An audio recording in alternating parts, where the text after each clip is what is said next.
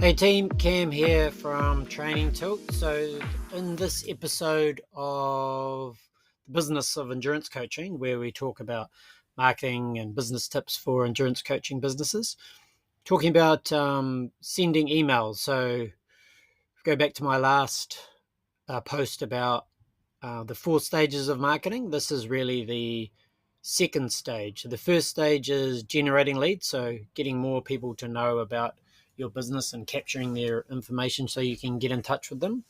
And then the second stage is nurturing those potential customers, so getting them to know, like, and trust you, so then in the future they may become customers, and you do that by helping them as much as you can. So the best way to do that still is through email marketing. It's the easiest way to, once you've got someone's email address, it's the easiest way to get in front of them without a lot of distractions. So social's good, but it's very hard to get them in front of a post or a blog or something like that.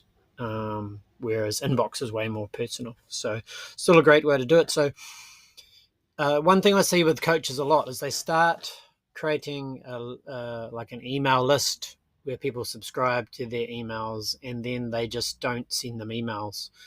So this could be because they're worried about them unsubscribing, or they're worried about sending them too many emails. But what typically happens is they build up this email list. They haven't been sending them emails, and then they only really send them emails when they've got something that they want to offer them.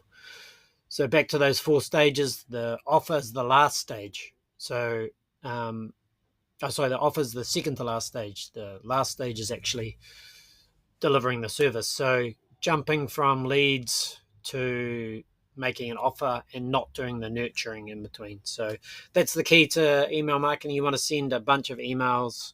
90% of them, you're not asking for anything. You're just offering help and advice around the important thing is it's around the specific topic that you've decided is your niche. So for triathlon, that might be beginner triathletes. For running, that might be people looking to run a few marathons, but now they're looking to beat their personal best, take it to the next level. So that's covered in the previous post. And well, you shouldn't worry about unsubscribes. So that's the first thing I'll go. So you will get unsubscribes, and that doesn't mean that people are annoyed with you or anything like that. It just means that they're busy. They've subscribed to too many things. They may not be even interested in endurance sports anymore, so they just want out of that email list, or they don't like your content, which if you're targeting it at the people you want to serve, and they don't like it, then that just probably means that they're not your target audience. So you shouldn't be upset or offended by that. They're better off the list, so they don't get annoyed by the emails, and you're not paying for them, because the more email subscribers you get, the higher your subscription to the email service will be. So the key is to send good emails.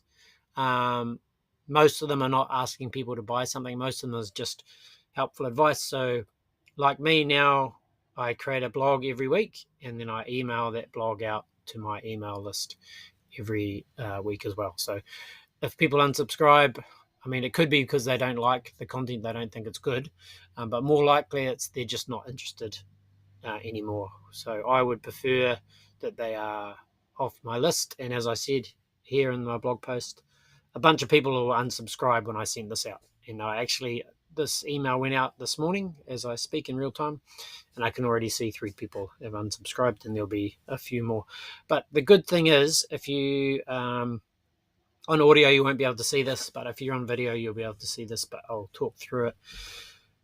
I recently started becoming more regular with my emails again. So write a blog post, send an email every single week. So I'm up to about 12 weeks now. And here's the stats for 8 of the last emails. It's probably excluding the last few because I did this a little while ago. But where my unsubscribe rate when I first started sending emails again was really high.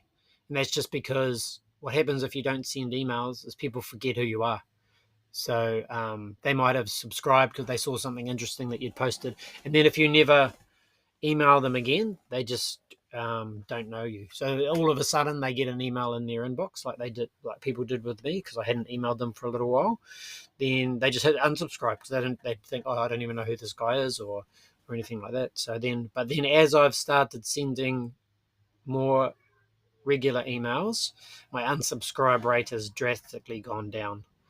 So that could also be because a lot of people in the list, well, it's sort of the same thing. They're not interested, so they unsubscribe. But now my total amount of people on the list hasn't gone down that much, but the number of people who unsubscribe each email has gone down to really low now.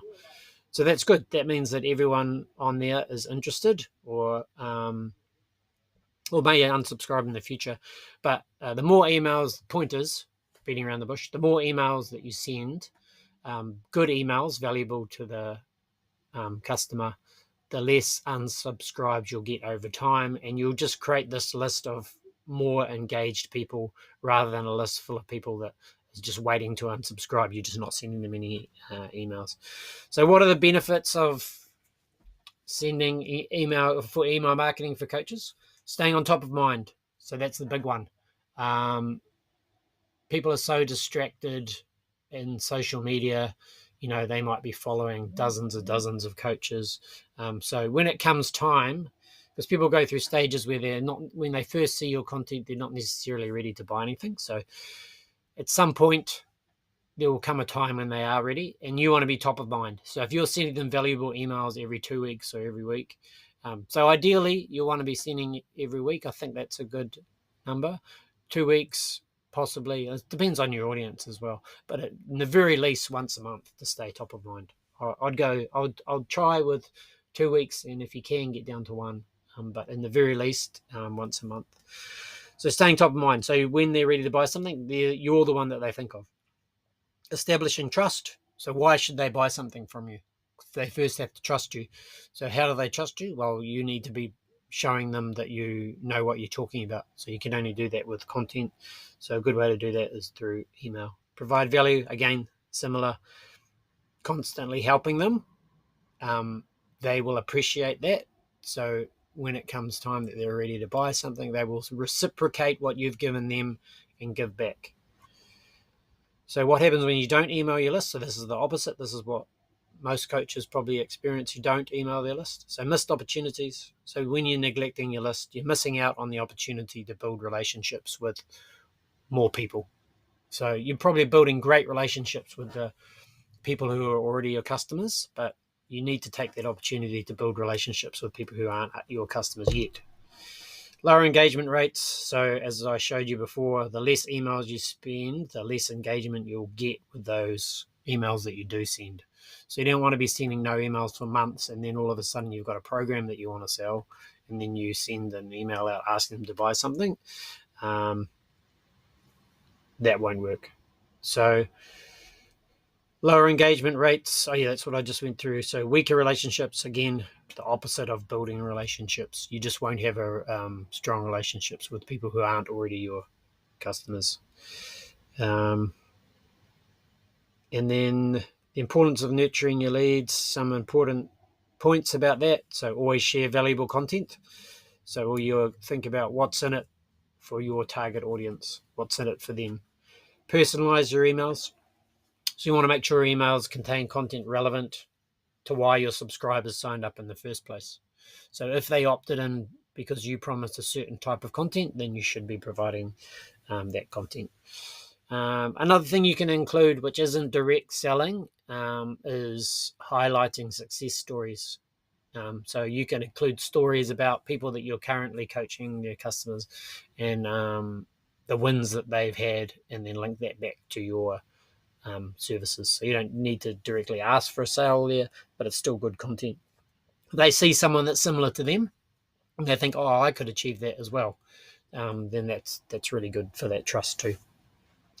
So just a few best practices for effective email marketing to help you get your head around this. So frequency. So you want to be sending emails regularly. That's what this is all about. But don't overwhelm them. So a good rule of thumb is once a week. But but you want to be if you can't quite do that, then try for once a fortnight. Subject lines. So you want to make sure your subject lines are compelling. I know myself that I just won't open a lot of emails. I'm subscribed to lots of email lists. I just won't open them if the subject line is not interesting about something that might relate to me now. So don't put generic subject lines like monthly tips or anything like that the customer isn't sure whether that's going to apply to them. So you want to put specific things in there. So like how to avoid common race day mistakes, or race faster in your 50s with these 4 tips. Anything that is related to the specific problem that you're fixing as a coach, and be very specific. So they'll see it and go, oh, yep, that's me. I'm going to read this one. And then a call to action. So call to action doesn't need to be buy this thing, subscribe to my coaching or anything like that. It could just be, if you found this interesting, please share with your friends, or a link to go to a social post talking about the same piece of content and like or share that. And then if you have any other free downloads or anything like that, link to those. Or just a thing to say, does this resonate with you? Reply and let me know your thoughts. So just anything to keep them keep the interaction going like that. Typically, the simplest one would be like my ones, when you write a blog post, you send out the email, and then you summarize the blog post in the email, and then the call to action is go to the website, read the blog, and then there's some other things, call to action on those pages that you can show them. And that's a subtler way of showing them content that's valuable to them, giving a lot, and then if they go to your website, you can have your links to sales pages and stuff without explicitly asking them to buy something in every email. Yep, so that's it. So email marketing is a critical tool for coaches. I think you should be doing it. A lot of businesses, not just coaches, are reluctant to do email marketing because they think that people don't like email marketing. They don't like getting emails in their inbox. And that's true, but it depends on the content. People don't like being sold to every week in their inbox. People do like reading valuable, helpful content that you created, that you designed to specifically solve their specific problems. So there you go.